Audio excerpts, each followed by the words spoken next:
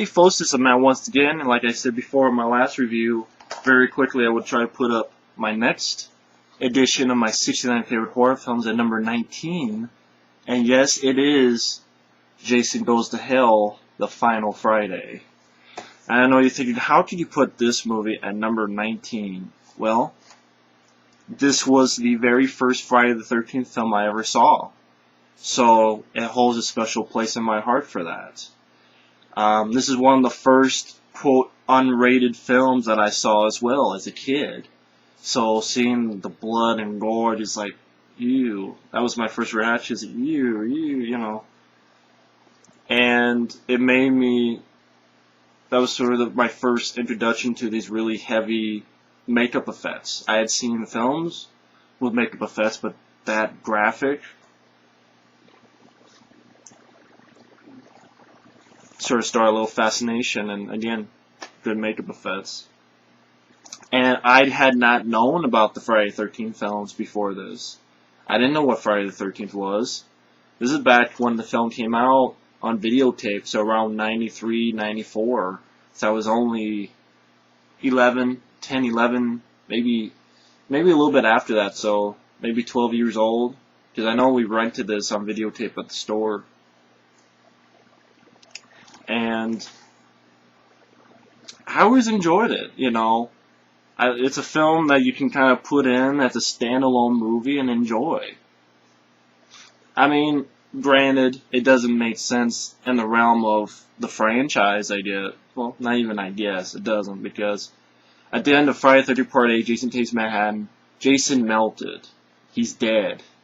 Then here, all of a sudden, he's not in New York, or Toronto, or Canada, really. He's in the woods, and he's, you know, he's not dead. You know, he's lumpy.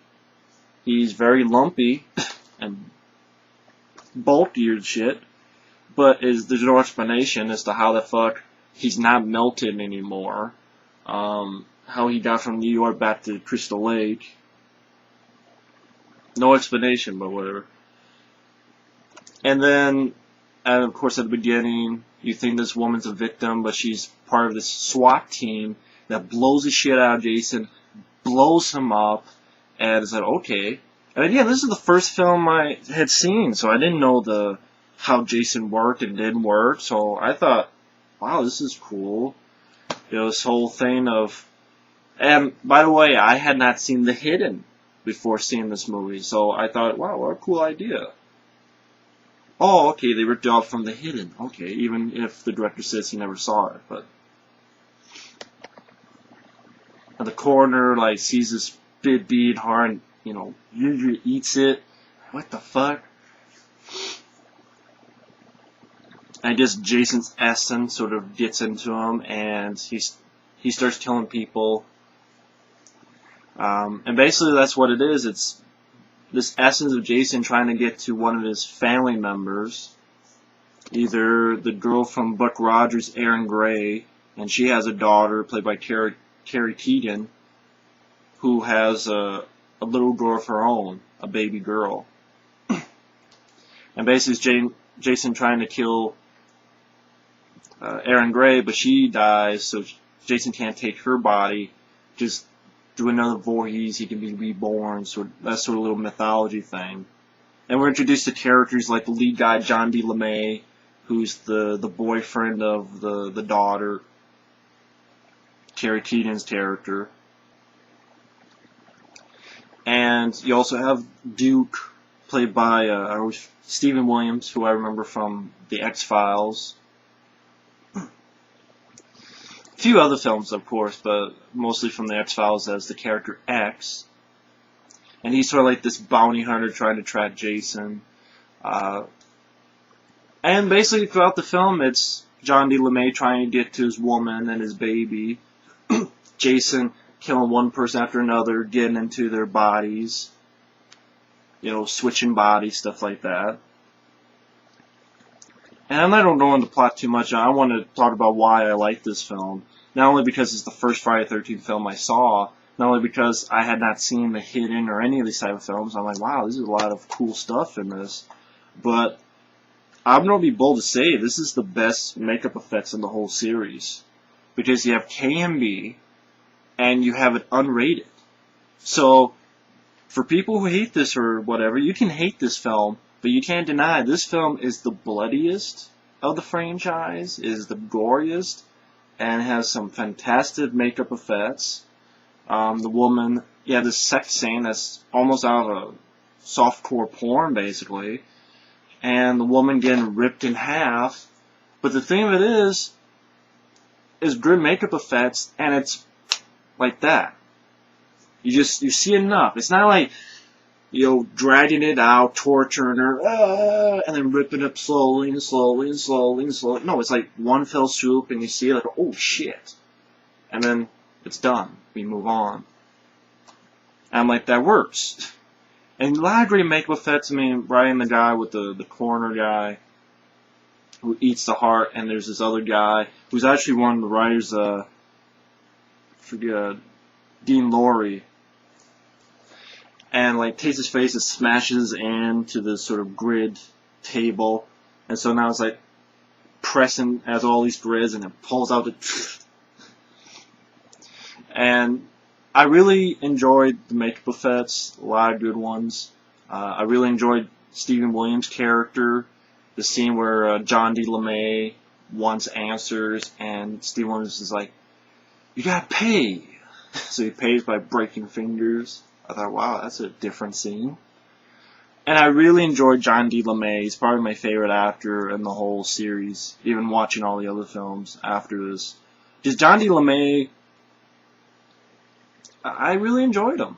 I really liked him. And now that I kind of watched John D. Lemay, see, Effrey we have a good friend, Mike OCP, and Effrey kind of thinks of him as Keith Gordon, but the more I think about it, I think of him as sort of John D. Lemay's character in this film. Because I think John D. Lemay kind of looks like Mike, OCP Communications in this movie.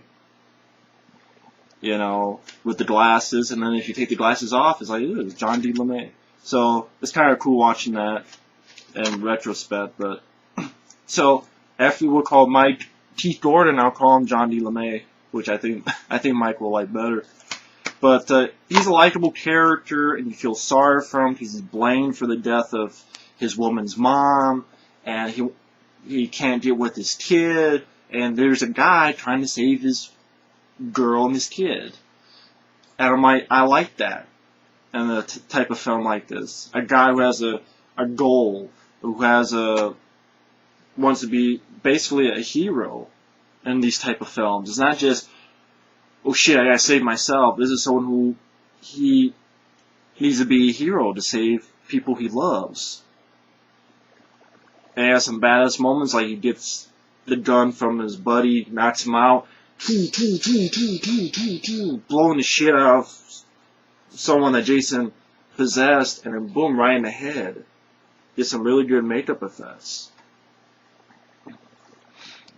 Or like when you find out what happens when Jason jumps from one body to another and the body melts.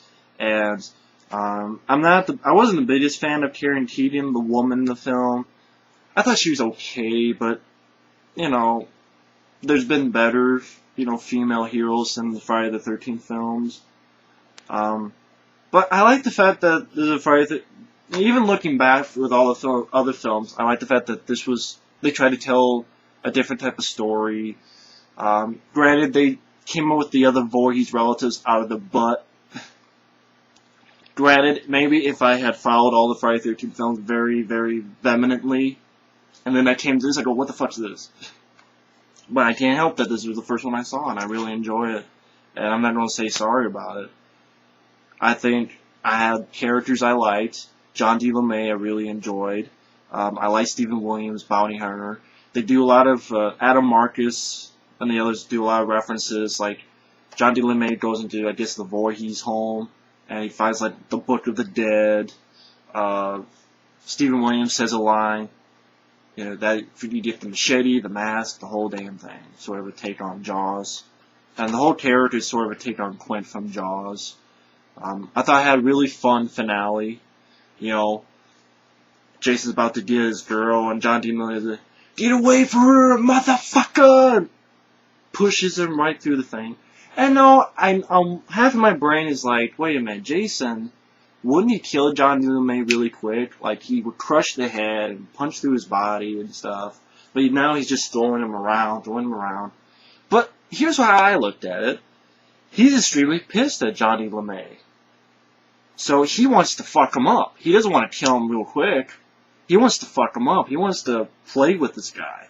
He's like, you motherfucker, and he wants to bash him back and forth. You know, think about it, of all the people in the Friday the 13th films, this is the guy who's pissed him off the most. Repeatedly fucking him up.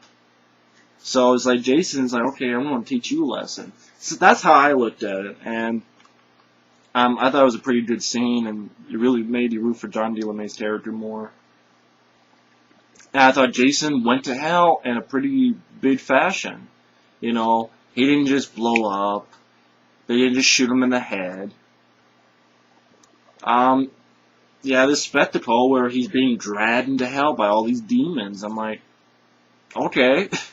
You know, it's definitely a big finale for, you know, Jason. And again, you have great makeup effects like the girl getting hit and the mouth being pushed in. You go, oh shit. That's really good KMB makeup effects. I love the score. I know my friend Efrey does not like the score to this one by Harry Manfredini. He really doesn't like it, but I have to respectfully disagree because this is my favorite score actually by Harry Manfredini. I thought it needed to be big because it's supposed to be the final chapter, you know. So this grand sort of, you know, this is the final one. Get ready, yeah. And I loved it. And that main theme is my favorite of all the Harry Manfredini stuff. I mean, I have this on CD, the score. So, I really enjoyed that. So, yeah. Jason Goes to Hell, The Final Friday, is number 19. Because on a movie of its own, it's entertaining, it's fast-paced, with great makeup effects, a lot of action, and likable characters. Especially John D. Lemay, like his buddy, who's also a cop, punches him. He's like, fuck this. And they're sort of fighting and scuffling over.